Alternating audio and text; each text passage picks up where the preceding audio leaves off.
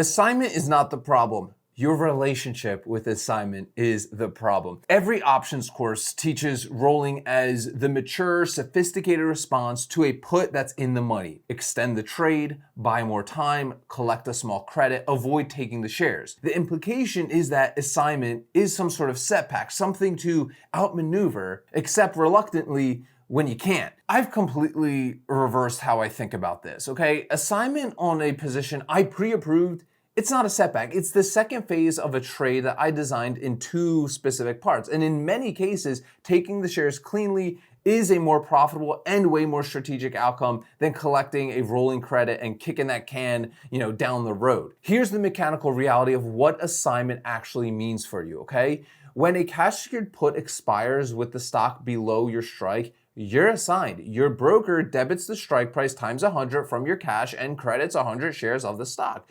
You become a shareholder at the price you agreed to pay when you sold the put. The premium you collected remains yours, obviously, regardless. It's already in your account and cannot be necessarily taken back, okay? The visual in most brokerage accounts shows an unrealized loss if the stock is trading below your cost basis. That visual is where the problem starts for most people.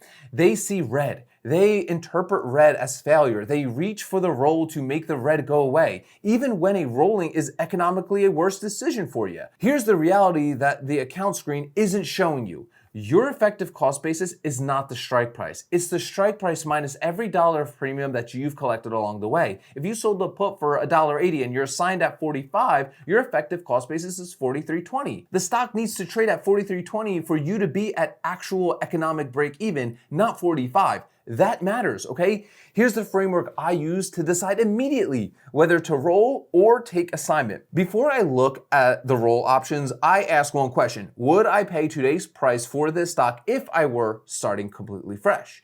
Not would I have bought it at the strike price when I sold the put. That decision, that was already made. Not am I comfortable with the unrealized loss? That's an emotional question. The operational question is, at today's current price, with today's information about the business, would I be willing to be a buyer? If yes, assignment's rational. The stock came to me at a price that I'd have paid voluntarily. I'm now a shareholder. The covered call phase begins. The income actually continues.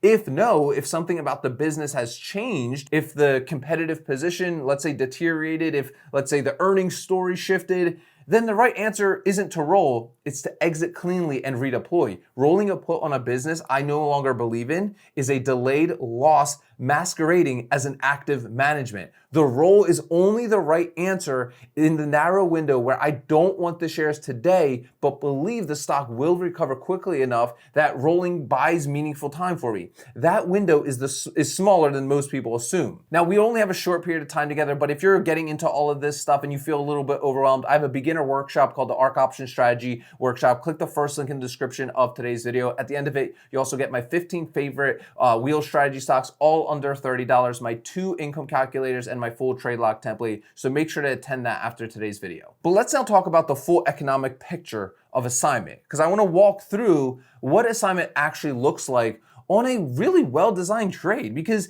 the visual loss in the brokerage account, it really obscures the real math going on. Let's say you sell a 45-day put on a quality dividend stock at 48 for $1.80. The stock declines and trades at 44 at expiration, you're assigned, right? Your account shows 100 shares valued at 44, cost basis of 48, unrealized loss $400. What your account doesn't show, right, is you already collected $180 in premium. Your actual cost basis is $46.20. The unrealized loss at 44 is $220, not $400. And if that stock pays 45 cents in quarterly dividend, which arrives in 6 weeks, your basis effectively drops to $45.75 before you've sold a single covered call.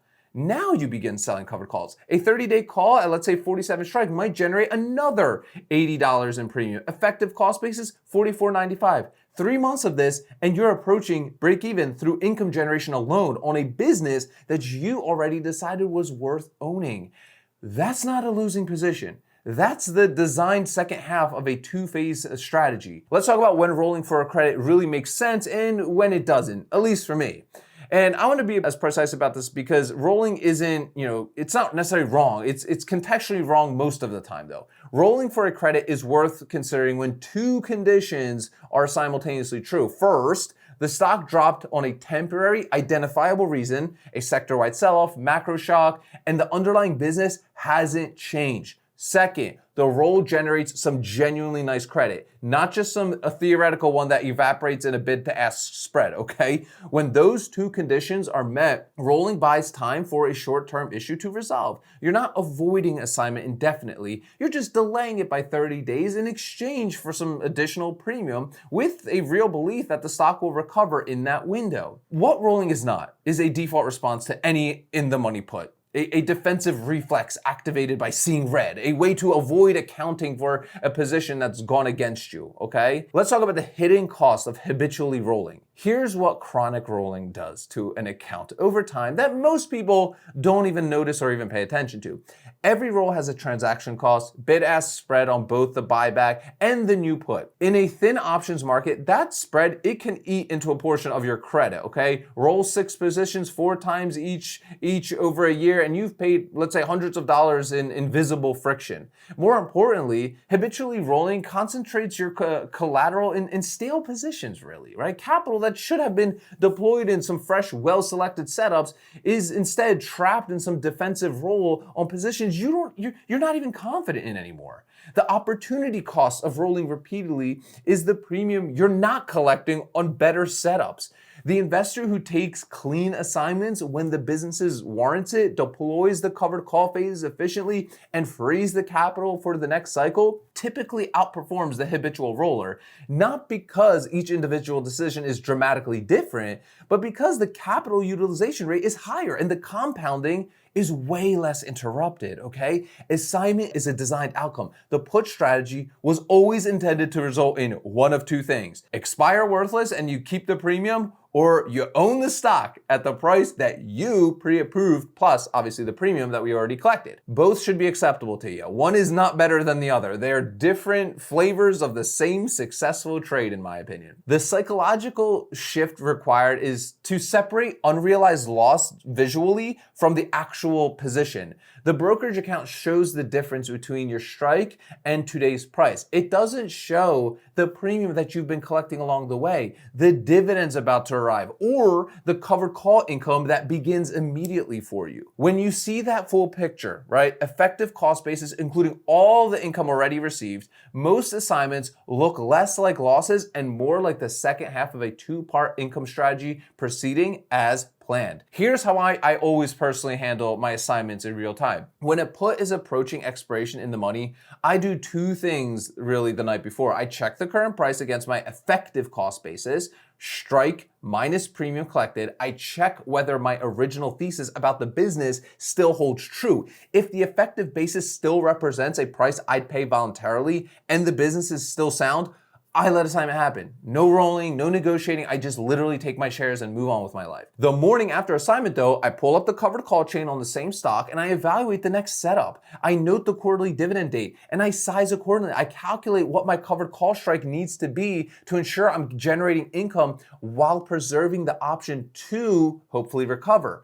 The position is now in phase 2. The income continues. Never failed on me. Got some questions for you guys as always in the comments. Always some great combos down there. Number 1, when you get assigned, is your first instinct to start managing towards an exit, or do you just settle into the covered call phase with a longer time horizon in mind? Number 2, have you ever rolled a put multiple times and looked back later and realized taking the original assignment would have actually been a way cleaner approach? And what did that cost you in that time? Okay, I would love to hear it. And also, if you are a beginner, I have a beginner workshop I want to invite you to, the Ark Options workshop. I break everything down in plain and easy to understand English. Click the first link in the description. You'll also learn about our 100 Contract Club. We just donated over 400 Bibles to those who need it most. Our 7th Contract Club award was just sent out. You'll learn all about that, plus the full Ark Options Strategy, and you'll get my 15 favorite stocks, all under $30, that I love for running the Ark Options Strategy on. Click the first link in the description of today's video, guys. Remember, sell options, collect premiums, repeat. I'll see y'all tomorrow.